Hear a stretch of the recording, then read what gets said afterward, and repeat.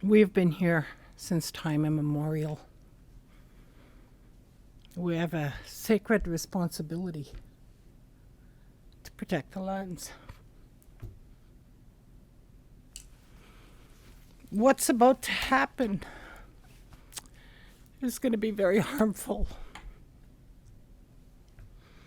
Bill 5 and Bill C5 are pieces of legislation that attempt to bulldoze over First Nation rights and lands with no respect for our decision-making and jurisdiction. Ontario and Canada should be working together with us on decisions that are made on our lands. First Nation have a right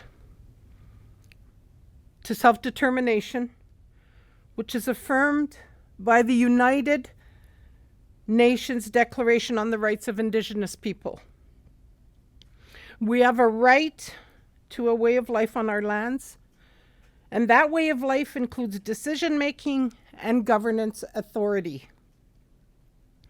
Canada and Ontario cannot continue to make unilateral decisions about development and major projects.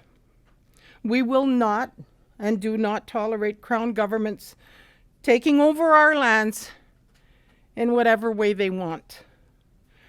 Crown governments are required to act honorably with respect to all decisions and dealings with First Nations. Speeding through projects and exempting projects from authorizations and approvals is far from honorable. Approving projects without the consent of First Nation peoples who have been on this land forever is even less honorable. Being honorable means advancing reconciliation. These bills from Ontario and Canada show that the Crown has no interest in reconciliation. Again, we have a sacred responsibility to this land.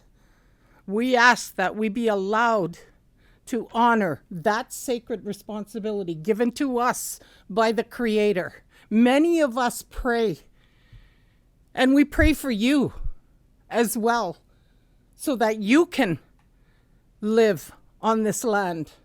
Because I'm telling you, when the water's gone and when everything's poisoned, what are we going to have? We need to work together. We need to support each other. We live in this country together. And the First Nations people have been here, once again, since time immemorial. We must work together.